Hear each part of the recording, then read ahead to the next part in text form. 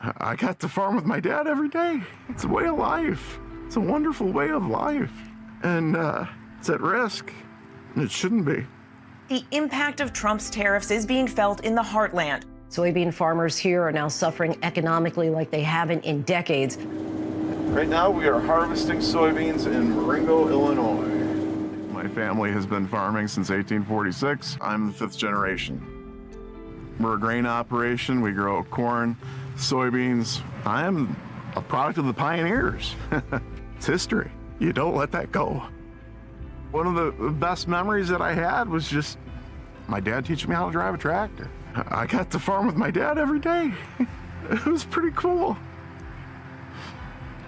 How many people could do that? It's a way of life. It's a wonderful way of life. And it's at risk, and it shouldn't be. It's total bullshit. Human lives are at stake. It's stupid. The whole thing is stupid. I'm very proud of him. He's done a great job.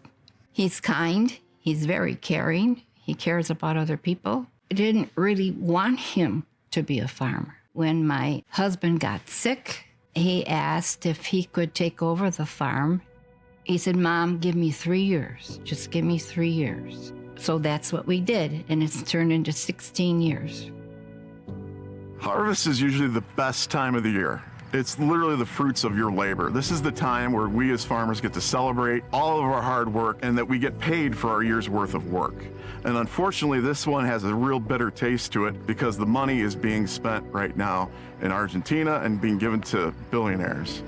Farming is hard enough as it is, dealing with Mother Nature, but this year especially is very challenging because of the tariffs that have been put upon us. Our cost of production has increased and our markets have dropped dramatically. And this is really putting a major strain on all farmers right now.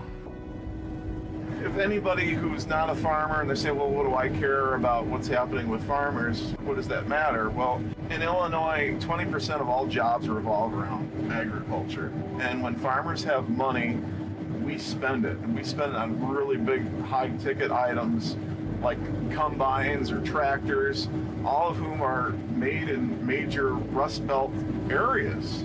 And those are really high-paying, good jobs, and that trickles down to the waitresses who get better tips, to our schools because people have more income, the schools get better funded. And right now, we're just in a major holding pattern because we have no income. The American people are hurting right now. The farmers are hurting right now. There is absolutely no reason for this. Our grain prices are down. We have tariffs. We have a bumper crop. We don't have people to sell it to. China hasn't bought one of our beans. We don't have those markets anymore because of the tariffs. I'm looking at the commodity prices, where they're at, which is how I get paid.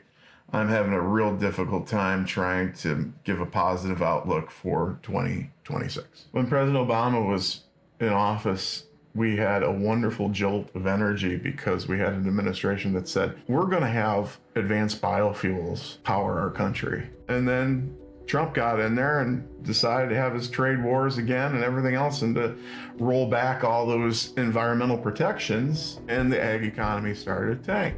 Joe Biden gets in there again. Hey, we're going to have advanced biofuels. We're going to have airline fuel that comes from corn-based ethanol. What happened? Prices went up again, up to an all-time high, right where they were. Trump gets back in there again. We're going to have a trade war, and boom, prices are tanking again. President Trump is said to be considering a bailout of at least $10 billion for farmers. That may be too little too late. We don't want a bailout. We want a market. Bailouts are Band-Aids. We aren't even made whole off of this. That's money that should be going towards senior citizens. That's money that should be going for the Affordable Care Act. That's money that should just be going to regular tax cuts for normal Americans and not billionaires. What he is doing is destroying our markets. And when those markets disappear, we're not going to get them back. We need to have a new policy. We need to have an ag policy that works for farmers again. And we know what works. We have to be able to make a living doing this. The years that we do the best are when our products are in demand. And our products, overwhelmingly for the history of this country, are in demand when we have a strong export market. And we have to keep those markets alive. We have to do that. And this administration isn't doing that. People came to this country for opportunity. Opportunity equal land. And we're giving that up. And it's wrong. It's absolutely wrong. Part of the reason why the greatness of this nation is because we take care of people, and there's values of the family farm that need to be upheld. And it's good for America.